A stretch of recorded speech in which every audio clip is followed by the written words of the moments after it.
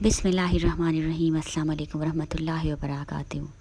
حضرت محمد صلی اللہ علیہ وآلہ وسلم کی سیریز میں ہم موسیٰ علیہ السلام کی تاریخ پر روشنی ڈال رہے ہیں، جس کا اب حصہ سوئم ملاحظہ فرما رہے ہیں، قارون اور موسیٰ۔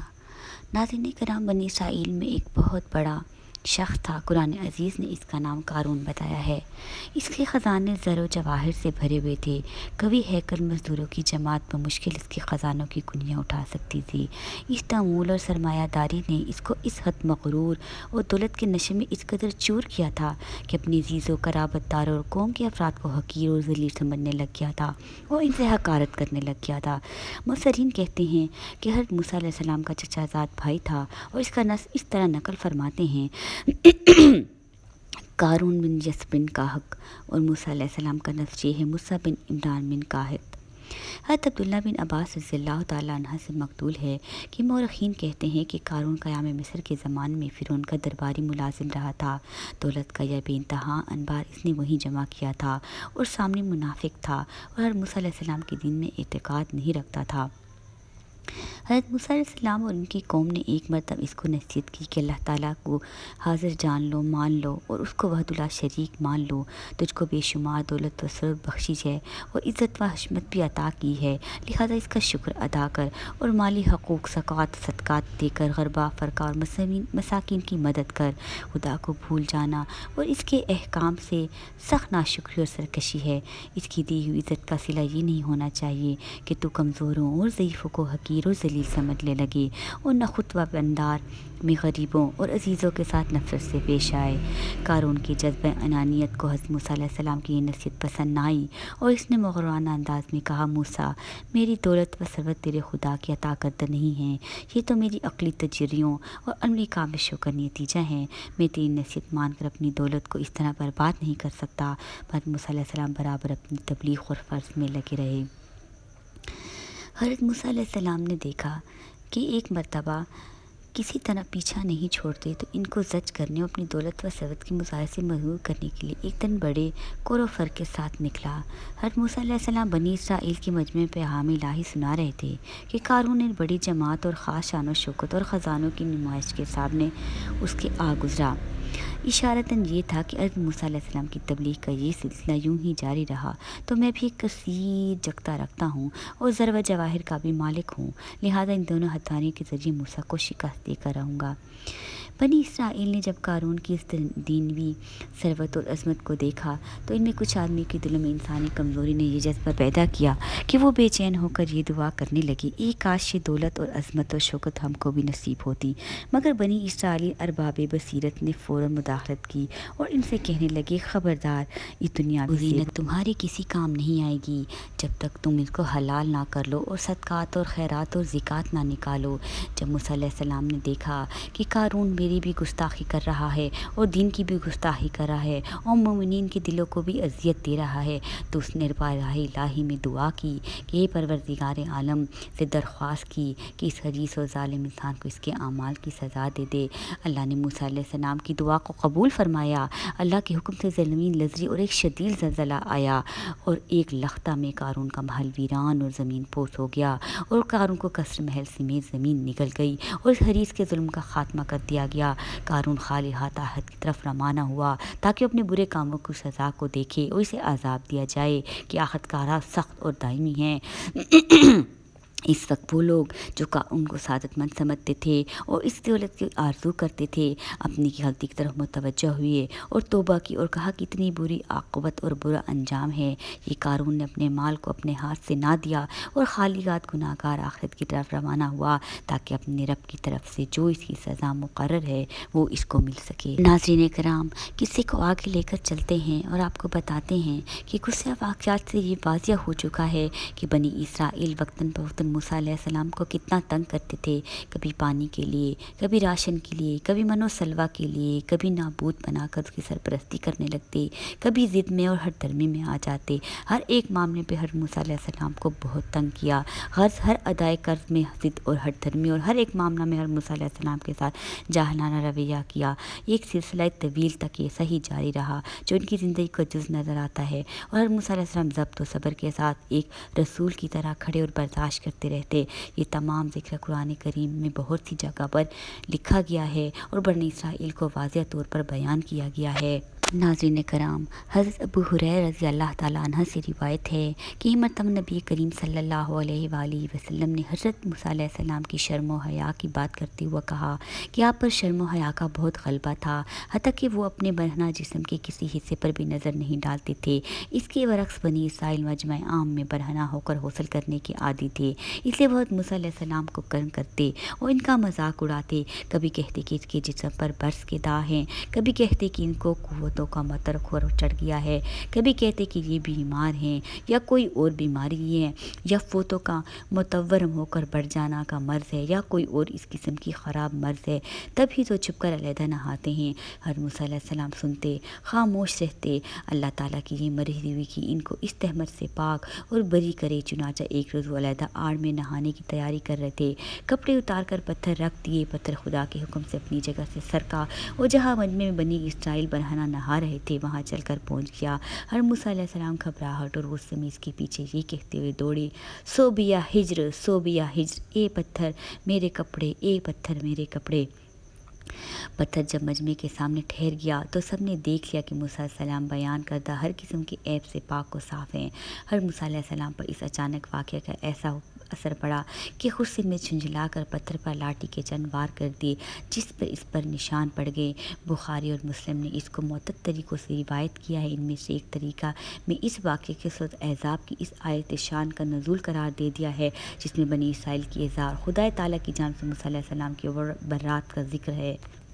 ناظرین کرام، قصے کو آگے لے کر چلتے ہیں اور آپ کو یہ بھی بتاتے ہیں کہ ہارون علیہ السلام جو موسیٰ علیہ السلام کے بھائی تھے، ان کے ساتھ ساتھ تھے، ان کی وفات کیسے ہوئی۔ ناظرین کرام، جب بنی اسرائیل نے ارض مقدس میں داخل ہونے سے انکار کر دیا تو اللہ تعالیٰ نے حضرت موسیٰ علیہ السلام کو وحی کے ذریعے اطلاع کر دی کہ 40 سال تک اب تم کو اسی سرزمین میں بھٹکنا پڑے گا اور سرزمین مقدس میں ان افراد میں سے کوئی بھی داخل نہ ہو سکے گا جنہوں نے داخل ہونے سے اس وقت انکار کر دیا۔ اسی کے ساتھ ساتھ ان کو یہ بھی بتایا کہ موسیٰ اور ہارون علیہ السلام بھی تمہارے پاس ہی رہیں گے، کیونکہ ان کی آنے والی نسل کی رشد و ہدایت کے لیے ان دونوں کا یہاں موجود ہونا ضروری ہے۔ چنانچہ جب بنی اسرائیل طیہ کے میدان میں گھومتے پھراتے پہاڑ کی اس چوٹی کے قریب پہنچی جو ہور کے نام سے مشہور تھی، تو ہارون علیہ السلام کو پیغام اجل آ پہنچا اور حضرت موسیٰ علیہ السلام خدا کے حکم سے ہور پر چڑھ گئے اور وہیں کچھ روز عبادت الہی میں مصروف رہے۔ اور جب ہارون علیہ السلام کا وہاں انتقال ہو گیا تب حضرت موسیٰ علیہ السلام ان کی تدفین کے بعد نیچے اترے اور بنی اسرائیل کو ہارون علیہ السلام کی وفات کا بتایا۔ ناظرین کرام، حضرت موسیٰ علیہ السلام کی واقعات کی زندگی میں ایک اہم واقعہ اس ملاقات کا بھی ہے جو ان کو ایک صاحب باطن کے درمیان ہوئی، اور حضرت موسیٰ علیہ السلام نے اس سے علم تقنیات کی بعض رموز و اسرار معلومات کیے۔ ان ملاقات کا ذکر تفصیل کے ساتھ سورۃ کہف میں بیان کیا گیا ہے اور بخاری میں اس واقعے کے متعلق بعض مزید تفصیلات مذکور ہیں۔ بخاری میں سید بن جبیر رضی اللہ تعالیٰ عنہ سے روایت ہے کہ انہوں نے حضرت عبداللہ بن عباس رضی اللہ تعالیٰ عنہ سے عرض کیا کہ نوح بقالی کہتا ہے کہ موسیٰ صاحب خضر موسیٰ صاحب بنی اسرائیل نہیں ہیں، یہ ایک دوسرے موسیٰ ہیں۔ حضرت عبداللہ بن عباس نے فرمایا، دشمن خدا جھوٹ کہتا ہے۔ مجھ سے ابی بن کعب نے حدیث بیان کی ہے، انہوں نے رسول پاک صلی اللہ علیہ وآلہ وسلم سے سنا ہے کہ ارشاد فرماتے تھے کہ ایک روز حضرت موسیٰ بنی اسرائیل کو خطاب فرما رہے تھے کہ کسی شخص نے دریافت کیا، اس زمانے میں سب سے بڑا عالم کون ہے؟ حضرت موسیٰ علیہ السلام نے فرمایا کہ مجھے خدا نے سب سے زیادہ علم عطا فرمایا ہے۔ اللہ تعالیٰ کو ان کی یہ بات پسند نہ آئی اور ان پر عتاب ہوا کہ تمہارا منصب تو یہ تھا کہ اس کو علم الہی کے سپرد کرتے اور کہتے واللہ علم، اور پھر وہی نازل فرمائی کہ جہاں دو سمندر ملتے ہیں وہاں ہمارا ایک بندہ ہے جو بعض امور میں تجھ سے زیادہ علم و دانہ رکھتا ہے۔ حضرت موسیٰ علیہ السلام نے عرض کی کہ اے پروردگار عالم، تیرے اس بندے تک رسائی کا کیا طریقہ ہے؟ اللہ تعالیٰ فرمایا کہ مچھلی کو اپنے توشہ دان میں رکھ لو، بس جس مقام پر مچھلی گم ہو جاوے اسی جگہ وہ شخص ملے گا۔ حضرت موسیٰ علیہ السلام نے مچھلی کو توشہ دان میں رکھا اور اپنے خلیفہ یوشع بن نون علیہ السلام کو ساتھ لے کر مرد صالح کی تلاش میں روانہ ہو گئے۔ جب چلتے چلتے ایک مقام پر پہنچے تو دونوں ایک پتھر پر سر رکھ کر سو گئے۔ مچھلی میں زمین پیدا ہوئی، مچھلی میں زندگی پیدا ہوئی اور وہ زنبیل سے نکل کر سمندر میں چلی گئی۔ مچھلی پانی کے جس حصے پر بہتی ہوئی گئی اور جہاں تک گئی وہاں پانی برف کی طرح جم کر ایک چھوٹی سی پگڈنڈی کی طرح ہو گیا۔ ایسا معلوم ہوتا تھا کہ سمندر میں ایک لکیر یا خط کھینچا ہوا ہے۔ یہ واقعہ یوشع علیہ السلام نے دیکھ لیا تھا، کیونکہ وہ حضرت موسیٰ علیہ السلام سے پہلے بیدار ہو گئے تھے، مگر جب موسیٰ علیہ السلام بیدار ہوئے تو ان سے ذکر کرنا بھول گئے اور دونوں اپنے سفر کرنا شروع کر دیا اور اس دن اور رات میں آگے ہی بڑھتے گئے۔ جب دوسرا دن ہوا تو حضرت موسیٰ علیہ السلام نے فرمایا کہ اب تک زیادہ محسوس ہونے لگی ہے تھکان، اب مجھے تھکان زیادہ محسوس ہونے لگی ہے، وہ مچھلی لاؤ تاکہ بھوک رفع کرے۔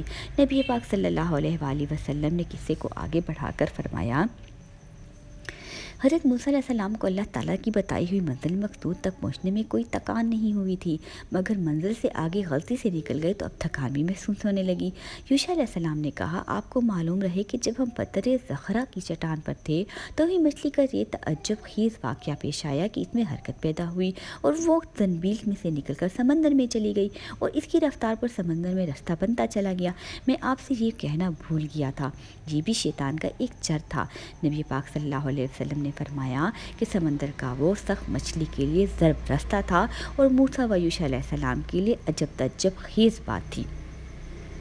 حضرت موسیٰ علیہ السلام نے فرمایا کہ جس مقام کی ہم کو تلاش ہے وہ وہی مقام تھا، اور یہ کہہ کر دونوں پھر ایک دوسرے سے بات چیت کرتے ہوئے اسی راہ پر لوٹے اور اس پتھر کی چٹان تک پہنچے۔ وہاں پہنچے تو دیکھا کہ اس جگہ عمدہ لباس پہنے ہوئے ایک شخص بیٹھا ہے۔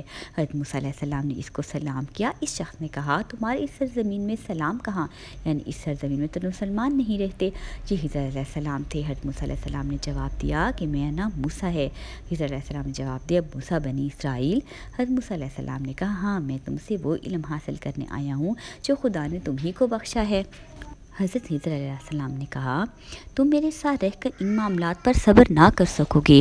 موسیٰ، خدا تعالیٰ نے مجھ کو تکونی اور عمود اور اسرار کا وہ علم عطا کیا ہے جو تم کو نہیں دیا گیا، اور اس نے تم کو شریعتی علم کا وہ علم عطا کیا جو مجھ کو عطا نہیں کیا۔ حضرت موسیٰ علیہ السلام نے کہا، انشاءاللہ آپ مجھ کو صابر و ضابط پائیں گے اور میں آپ کی ارشاد کی قطعاً خلاف ورزی نہیں کروں گا۔ حضرت خضر علیہ السلام نے کہا، تو پھر شرط یہ ہے کہ جب آپ میرے ساتھ رہیں گے تو کسی معاملہ کے متعلق بھی جس کو آپ کی نگاہیں دیکھ رہی ہوں مجھ سے کوئی سوال نہ کریں، میں خود آپ کو ان کی حقیقت بتا دوں گا۔ حضرت موسیٰ علیہ السلام نے منظور کر لیا اور دونوں ایک جانب کو روانہ ہو گئے۔ جب سمندر کنارے پہنچے تو سامنے سے ایک کشتی نظر آئی۔ حضرت خضر علیہ السلام نے ملاحوں سے کرایہ پوچھا، وہ خضر علیہ السلام کو پہچانتے تھے، لہٰذا انہوں نے کرایہ لینے سے انکار کر دیا اور اصرار کر کے دونوں کو کشتی میں سوار کر لیا اور کشتی روانہ ہو گئی۔ ابھی چلے ہوئے زیادہ عرصہ نہیں ہوا تھا کہ حضرت علیہ السلام نے کشتی کے سامنے والے حصے کا ایک تختہ اکھاڑ کر کشتی میں سوراخ کر دیا۔ حضرت موسیٰ علیہ السلام سے ضبط نہ ہو سکا، پوچھا اور کہنے لگے، کشتی والے نے تو آپ پر احسان کیا، آپ کو اور مجھ کو مفت سوار کر لیا، اور آپ اس کا بدلہ یہ دے رہے ہیں کہ سوراخ کر رہے ہیں، یہ کشتی والوں کے ساتھ انصافی ہے۔ حضرت علیہ السلام نے کہا، میں نے تو پہلے ہی کہا تھا آپ میری باتوں پر صبر نہ کر سکیں گے، آخر ہوا وہی۔ حضرت موسیٰ علیہ السلام نے فرمایا کہ مجھے اور بات بالغ فراموش ہو گئی، اس لیے آپ بھول چوک پر معاف کر دیجئے اور میرے معاملے میں سرگیری سے کام نہ لیں۔ نبی پاک صلی اللہ علیہ وآلہ وسلم نے فرمایا کہ یہ پہلا سوال واقعی موسیٰ علیہ السلام کی بھول کی وجہ سے ہوا تھا۔ اسی اثنا میں ایک چڑیا کشتی کے کنارے آ کر بیٹھی اور پانی میں چھوٹ ڈال کر ایک قطرہ پانی پی لیا۔ حضرت خضر علیہ السلام نے کہا، بلا شبہ تشبیہ علم الہی کے مقابلے میں میرا اور تمہارا علم ایسا ہی حقیقت ہے جیسا کہ سمندر کے سامنے یہ قطرہ۔ کشتی کنارے لگی اور دونوں اتر کر ایک جانب روانہ ہو گئے۔ سمندر کے کنارے جا رہے تھے کہ ایک میدان میں کچھ بچے کھیل رہے تھے۔ حضرت علیہ السلام آگے بڑھے، ان میں سے ایک بچے کو قتل کر دیا۔ حضرت موسیٰ علیہ السلام کو پھر یارہ صبر نہ رہا، فرمانے لگے، ناحق ایک معصوم جان کو آپ نے مار ڈالے تو بہت ہی برا کیا۔ حضرت علیہ السلام نے فرمایا، میں تو شروع ہی میں کہہ چکا تھا کہ آپ میرے ساتھ رہ کر صبر و ضبط سے کام نہ لے سکیں گے۔ نبی پاک صلی اللہ علیہ وآلہ وسلم نے فرمایا، چنانچہ یہ پہلی بات سے بھی زیادہ سختی، اس لیے حضرت موسیٰ علیہ السلام کو صبر و ضبط نہ کرنے میں معذرت ہوئی۔ حضرت موسیٰ علیہ السلام نے فرمایا خیر اس مرتبہ اور نظر انداز کر دیجیے، اس کے بعد بھی اگر مجھ سے صبر نہ ہو سکا تو پھر غزر کا کوئی موقع نہیں رہے گا اور اس کے بعد آپ مجھ سے علیحدہ ہو جائیے گا۔ غرض پھر دونوں روانہ ہو گئے اور چلتے چلتے ایک ایسی بستی میں پہنچے جہاں کے باشندے خوش عیش اور مہمانداری کے ہر طرح قابل تھے، مگر دونوں کی مسافرانہ درخواست پر بھی ان کو مہمان بنانے سے انکار کر دیا گیا تھا۔ یہ ابھی بستی ہی میں سے گزر رہے تھے کہ حضرت علیہ السلام ایک ایسے مکان کی جانب پڑے جس کی دیوار کچھ جھکی ہوئی تھی اور اس کے گر جانے کا اندیشہ تھا۔ حضرت علیہ السلام نے اس کو ہاتھ کا سہارا دیا اور دیوار کو سیدھا کر دیا۔ حضرت موسیٰ علیہ السلام نے پھر حضرت علیہ السلام کو ٹوکا اور فرمانے لگے کہ ہم اس بستی میں مسافرانہ وار تھے، مگر اس کے بسنے والوں نے نہ مہمان نوازی کی نہ ٹکنے کوئی جگہ دی۔ آپ نے یہ کیا کیا کہ اس کے ایک باشندے کی دیوار کو بہر اجرت درست کر دیا؟ اگر کرنا ہی تھا تو بھوک پیاس کو دور کرنے کے لیے کچھ اجرت ہی طے کر لیتے۔ حضرت علیہ السلام نے فرمایا اب میری اور تمہاری جدائی کا وقت آ چکا ہے، اور پھر انہوں نے حضرت موسیٰ علیہ السلام کو ان تینوں معاملات کی حقائق کو سمجھایا اور بتایا کہ یہ سب اللہ کی وہ باتیں ہیں جن پر آپ صبر نہ کر سکے۔ یہ واقعہ نقل کرنے کے بعد نبی پاک صلی اللہ علیہ وسلم نے فرمایا ہمارا جی تو یہ چاہتا تھا کہ موسیٰ علیہ السلام تھوڑا صبر اور کرتے اور ہم کو اللہ تعالیٰ کے اسرار اور تکوینی علوم کی مزید معلومات ہو سکتی۔ جب موسیٰ علیہ السلام اور حضرت علیہ السلام کی مفارقت ہونے لگی تو حضرت علیہ السلام نے ان واقعات کی جو حقیقت بیان کی، قرآن عزیز نے سورۃ کہف میں اس واقعے کو بیان کرتے ہوئے اس طرح ظاہر کیا ہے جس کا مفہوم ہے کہ بس اب مجھ میں اور تم میں جدائی کا وقت آ گیا ہے۔ ہاں جن باتوں پر تم صبر نہ کر سکے اس کی حقیقت تمہیں بتلا دیتا ہوں۔ سب سے پہلے کشتی کا معاملہ لو، وہ چند مسکینوں کی تھی جو سمندر میں محنت مزدوری کرتے تھے۔ جس طرح بڑھ رہے تھے وہاں ایک بادشاہ ظالم جس کی کسی اچھی کشتی کی نظر پڑتی تو زبردستی لے لیتا۔ میں نے چاہا کہ اس کشتی میں عیب ڈال دوں تاکہ عیبی سمجھ کر اس کو وہ ظالم بادشاہ چھوڑ دے۔ رہا لڑکے کا معاملہ تو اس کے ماں باپ مومن ہیں، میں یہ دیکھ کر ڈرا کہ یہ انہیں سرکشی اور کفر کر کے اذیت پہنچائے گا، بس میں نے چاہا کہ ان کا پروردگار اس لڑکے سے بہتر انہیں لڑکا دے دے گا، دینداری میں بھی اور محبت میں بھی۔ اور وہ جو دیوار درست کر دی گئی تھی وہ شہر کے 2 یتیم لڑکوں کی ہے جس کے نیچے ان کا خزانہ گڑا ہوا ہے۔ اس کا باپ ایک نیک آدمی تھا، بس تمہارے پروردگار نے چاہا دونوں لڑکے اپنی جوانی کو پہنچے اور اپنا خزانہ محفوظ پا کر نکال لیں۔ یہ ان لڑکوں کے حال پر پروردگار کی ایک اور مہربانی تھی جو اس طرح ظہور میں آئی۔ اور یاد رکھو میں نے جو کچھ کیا اپنے اختیار سے نہیں کیا پر اللہ کے حکم سے کیا۔ یہ ہے حقیقت ان باتوں کی جن پر تم صبر نہ کر سکے۔ قرآن عزیز نے اس واقعے کے شروع میں خضر علیہ السلام کے اس علم کے متعلق کہا ہے اور ہم نے اس کو اپنے پاس سے علم عطا کیا، اور قصے کے آخر میں خضر علیہ السلام کا یہ قول نقل میں کیا میں نے اس سلسلہ واقعات کو اپنی جانب سے نہیں کیا۔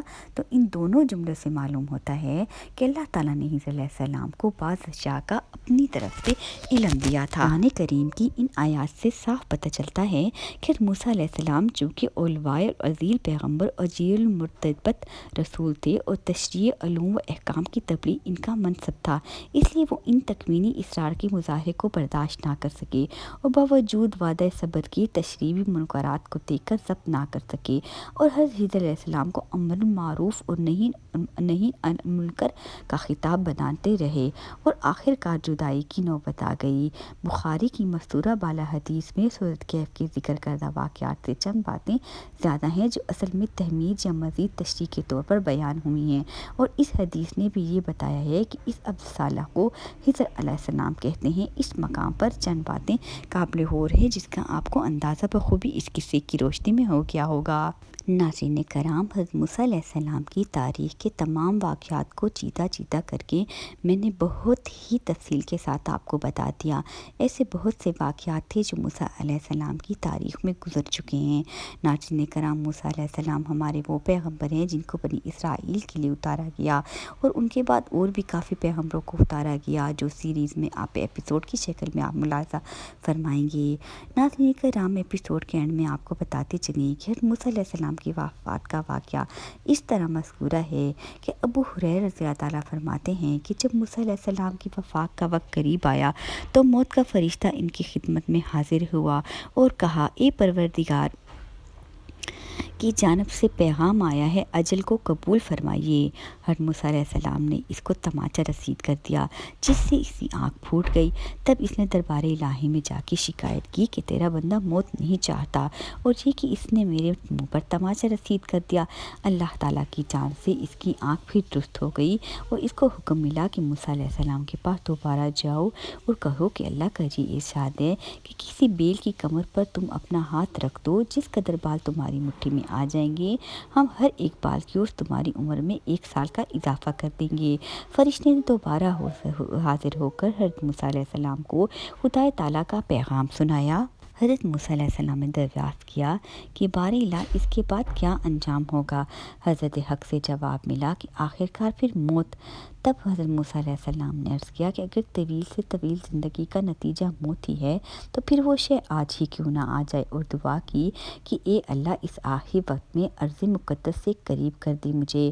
نبی پاک صلی اللہ علیہ وآلہ وسلم نے ارشاد فرمایا، اگر میں اس جگہ ہوتا تو تم کو حضرت موسیٰ علیہ السلام کی قبر کا نشان دکھاتا کہ وہ سرخ ٹیلہ کے قریب اس جگہ دفن ہیں۔ ضیاء مقدسی کہتے ہیں کہ اریحہ میں سرخ ٹیلے کے قریب ایک قبر ہے جس کو موسیٰ علیہ السلام کی قبر بتایا جاتا ہے، واللہ علم۔ دوسری تاریخی اقوال کے مطابق بھی یہ قول صحیح ہے، اس لیے کہ میدان طیہ کے سب سے قریب وادی مقدس کا علاقہ اریحہ کی بستی ہے، اور اسی جگہ وہ کثیب احمر سرخ ٹیلہ واقع ہے جس کا ذکر حدیث میں آیا ہے۔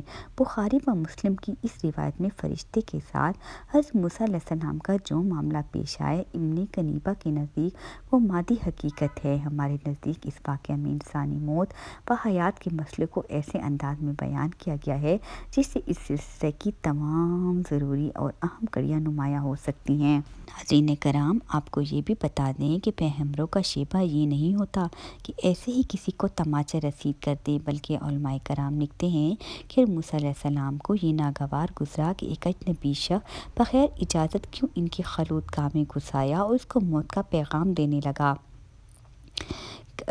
کا کیا حق ہے، اور طیش میں آ کر منہ پر تماچا مار دیا۔ فرشتہ و مشکل انسان تھا، لہٰذا بشری اثرات نے کام کیا اور آنکھ مجروح ہو گئی، مگر جس طرح احزاب کے فرشتوں نے آہستہ آہستہ ابراہیم علیہ السلام اور لوط علیہ السلام کو اپنی اصل حقیقت سے آگاہ کر دیا تھا، موت کے فرشتے نے حضرت موسیٰ علیہ السلام کو آگاہ نہ کیا اور فوراً غائب ہو گیا اور درگاہ الہی میں جا پہنچا۔ اللہ تعالیٰ نے اس کو پھر ملکوتی حیت پر واپس کر دیا، اور اس طرح وہ اس عیب سے بری ہو گیا جو بشری شکل و صورت میں آنکھ مجروح ہو جانے سے پیدا ہو گیا تھا۔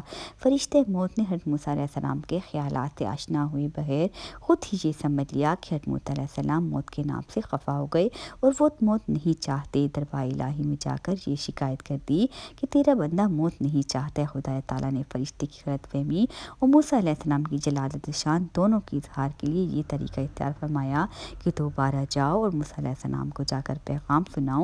ادھر پیغام فرشتہ حاصل لے کر ہی گیا تھا، ادھر حضرت موسیٰ علیہ السلام نے اجنبی شخص کے غائب ہو جانے پر فوراً یہ محسوس کریا کہ در حقیقت یہ معاملہ انسانی نہیں بلکہ اللہ تعالیٰ کی طرف سے ہے۔ چنانچہ جب فرشتہ اجل نے دوبارہ حاضر کر موسیٰ علیہ السلام کو پیغام الہی سنایا تو اس کا لہجہ اور طرز گفتگو بالکل دوسرا ہو گیا، اور انجام کار وہ رفیق اعلیٰ سے جا ملے، اور قربت موت کی جو چند گھڑیاں تھیں وہ موت سے قبل اس طرح سامان عبرت و معزت بنی۔ ناظرین کرام، اختتام کو پہنچتی ہے آج کی ایپیسوڈ۔ امید کرتی ہوں کہ تاریخ کی روشنی میں آپ نے پورے واقعے کو اچھے سے سمجھ لیا ہوگا۔ میرے چینل کو سبسکرائب کریں اور سیریز کا حصہ بنیے۔ آنے والی ایپیسوڈ میں ملتے ہیں۔ اللہ حافظ۔